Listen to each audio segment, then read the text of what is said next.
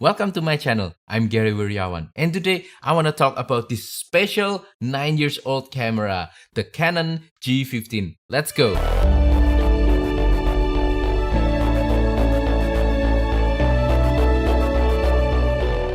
So today I want to talk about this little guy right here. This is a 9 years old camera, the Canon Powershot G15. This is an advanced compact camera from 2013. And I want to talk about this video from a perspective of a micro four thirds shooter. Some of you who followed my channel might already know that I'm a big advocate when it comes to the process of photography. You should have fun when it comes to photography. You don't just focus on the result, but you also enjoy the whole process of taking a picture. And when it comes to enjoying the process of taking a picture, not every cameras are created equal. There are some perfect cameras in this world. I mean, there are some cameras that can have high megapixel count. It can really take great picture, really sharp picture. It has great dynamic range, high ISO performance that's really nice, but it feels very sterile. It feels very boring. It doesn't want to make you take more picture and you're just not happy with that camera. And there are also some cameras that's a little bit old, a little bit laggy, a little bit restricted in some ways, but it inspires you to just take it out, bring it everywhere with you and try to make some pictures with it, and you're just enjoying using that camera. Now, I'm aware that there's some recent announcements of new cameras such as the Sony A7 Mark V as well as the OMD OM5, and I think they are great cameras. I think in terms of specification, they have some upgrades compared to the older versions of themselves, but they don't really inspire me. They speak to my mind, I mean to my brain, but they don't really speak to my heart. So it doesn't really inspire me. It doesn't sound fun. They just seem like an upgrade and they don't really mean a lot to me.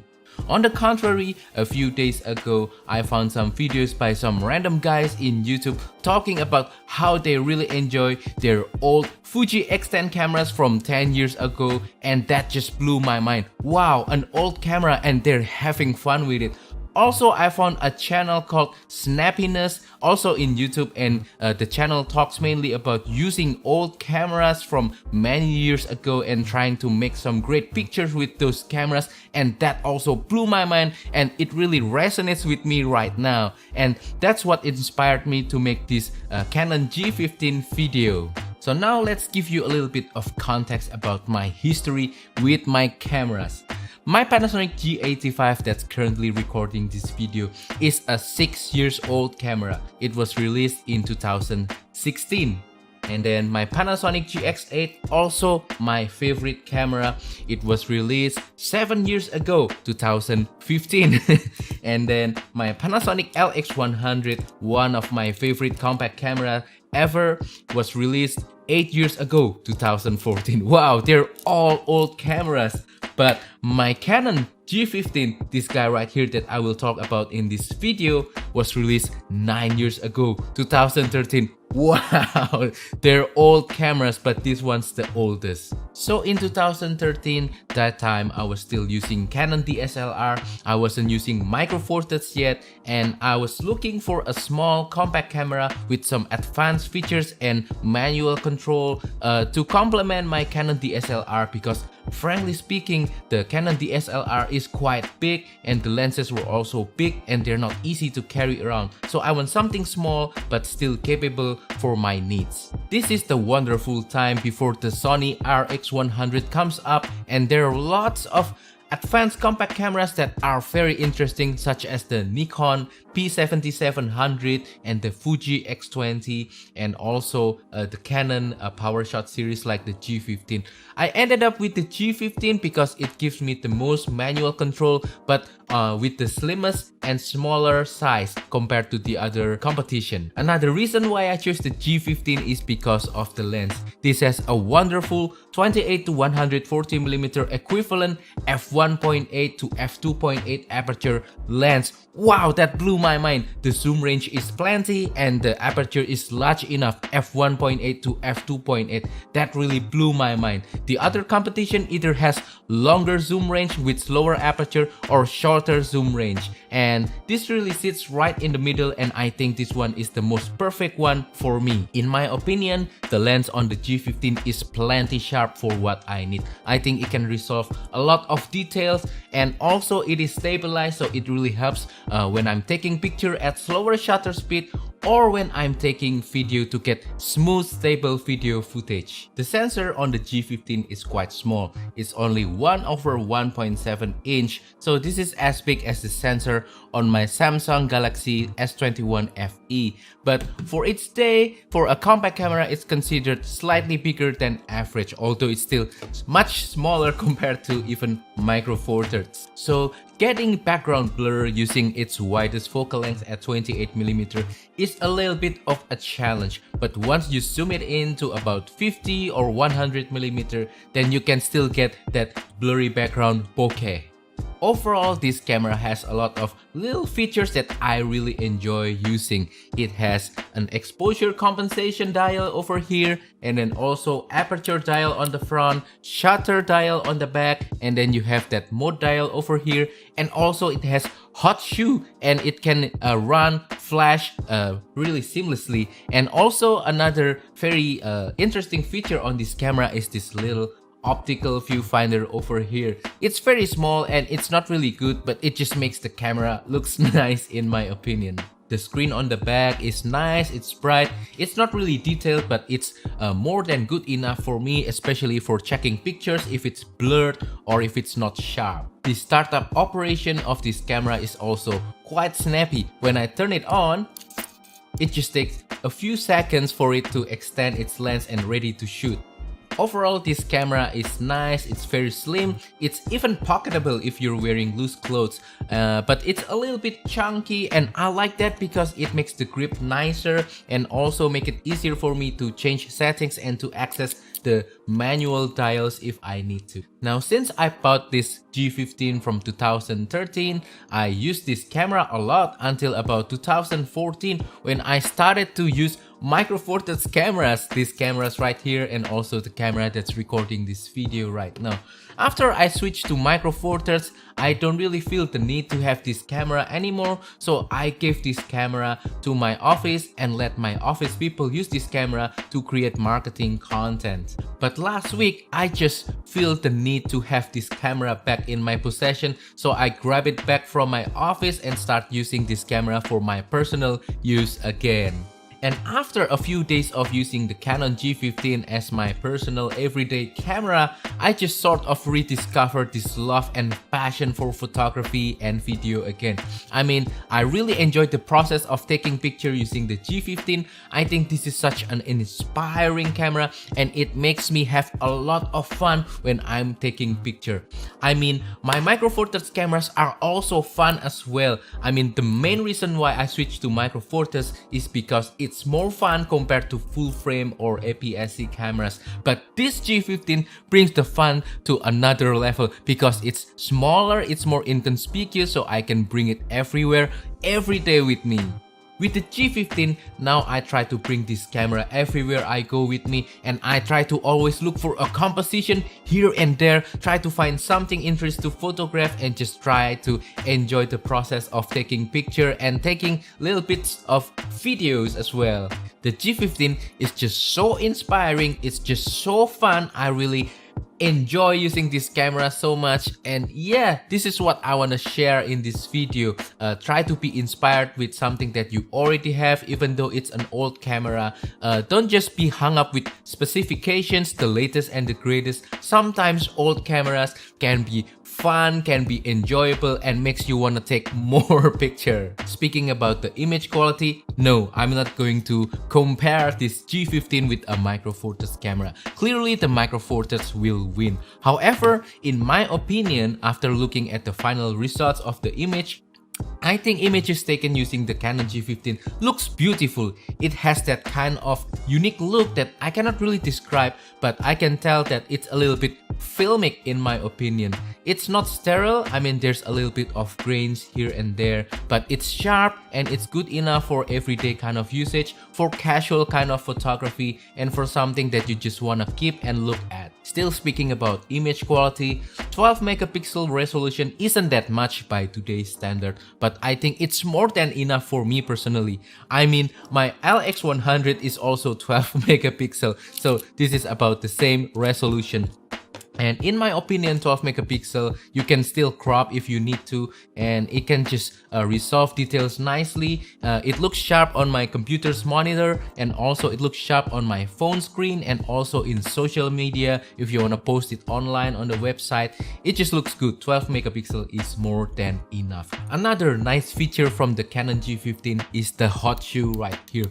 Wow, this is quite a rare feature to have these days. Maybe only my LX100 and the Sony ZV-1 might have hot shoe, but other compact cameras, I don't think they have hot shoe anymore. They're just very rare to find these days. And this hot shoe enabled me to use my flash setup for strobist photography, for off-camera flash photography, especially for environmental portrait. I tested some environmental portrait using off-camera flash with my wife, and I think the result looks really nice. I can slightly underexpose the ambient to get more details in the highlight and maintain the bright exposure on my subject, and it's just nice.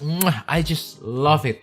Still speaking about off-camera flash photography, the Canon G15 uses a leaf shutter mechanism, meaning that it has a really high flash shutter sync speed, up to about 1/1000 of a second in my experience. That means if you're using off-camera flash, you can use high shutter speed to slightly underexpose a really bright ambience, especially during bright sunny days. If you're using just regular mirrorless cameras or DSLR, they can only go up to about 1/250th of a second, like in my case with the Panasonic GX8. Another nice feature of the Canon G15 is its macro capabilities. You can have a very short focusing distance, so you can photograph something really small like an insect or flower. So this is a really nice, quick macro camera. The G15 shoots a nice enough JPEG in my opinion, and also it has lots of filters and scene modes when you want to experiment using JPEGs. I personally don't use the scene modes or the filters that much because I prefer to shoot raw and then try to experiment with getting some film look or vintage look using Lightroom and some filters in Lightroom. But nevertheless, if you're shooting JPEG, I think you'll be happy with this camera as well. Speaking about raw image format, the Canon G15 shoots raw, and that's really something that I need because I mostly shoot raw anyway. And the raw images coming out from the G15 is really nice. It is very detailed, and when you are processing the raw in Lightroom or your software of choice, you can recover the shadow pretty drastically, so you can retain as much detail in the shadow as you can. So in other words, I think it's best to sum up the G15 as a really nice everyday carry kind of camera. The kind of camera that you can take anywhere with you for casual photography, for just a little bit of casual video. When you want to enjoy the process of photography, when you want to be inspired, practice to take some pictures and just experiment with your pictures and video. I think this is the nice camera to have for that function. If you want something a little bit more mission critical, I think you should still stick with micro four thirds or something better than that. So now I want to talk a little bit of some negatives of using the Canon G15. But please keep in mind, once again, this is a 9 years old camera. It's considered old and it's lacking so many technologies and features that commonly found on cameras these days. Nevertheless, I just want to show you that there's actually not that much negative points about this camera. First negative point, obviously image quality. It's not gonna rival my Micro Four Thirds camera or even my LX100. I think this has the same image quality as my phone, but nevertheless, this is a 9 years old technology, and I think for a 9 years old camera, it holds up really nicely. The image quality is still good enough in my opinion, although it lacks a little bit when it comes to dynamic range, especially highlight recovery. You cannot really recover highlight from this camera when you're shooting RAW, and also in terms of high ISO performance, there's gonna be lots of grains, but thankfully it's mostly monochrome grains, not the color grains that is really annoying, so I can still live with it. Next con is the camera is slightly laggy in my opinion, especially after you take picture. It takes about 1 second until the screen on the back starts to function again, and there's gonna be that black period of about 1 second, but it doesn't really bother me that much. This is not a high-speed camera, not a mission critical camera. This is just a casual camera. For a more serious kind of high action fast shooting scenarios, I will stick to my Micro Four Thirds anyway. The screen is not touchscreen, it doesn't really bother me. In fact, my LX100, which is newer than the G15, also doesn't have touchscreen. And also there's no filter attachment unless you unscrew this filter ring on the front and use an adapter, which makes it a little bit bigger, but now you can use filter. And also the viewfinder here, while it's useful sometimes, in my opinion it just looks ugly, it's not accurate, and it doesn't show you any exposure details or any information in the viewfinder. Now, after using this camera for a few days, naturally I want to compare the Canon G15 with my other cameras, especially the one that's closer in terms of specification with the G15. And now I want to compare the G15 with my Panasonic LX100, which happens to be a Micro Four Thirds camera, but it's still considered as a compact camera anyway.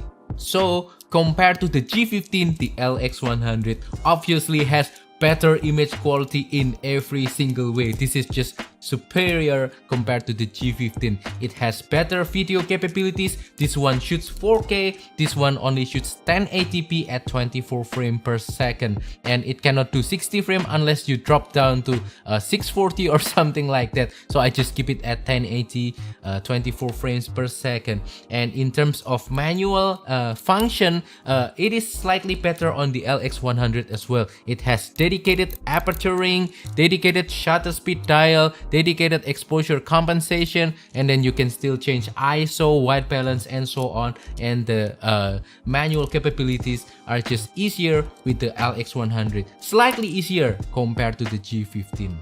But somehow the G15 feels a bit better in my hand. It has better grip, it has better balance in my opinion when handling the camera compared to the LX100.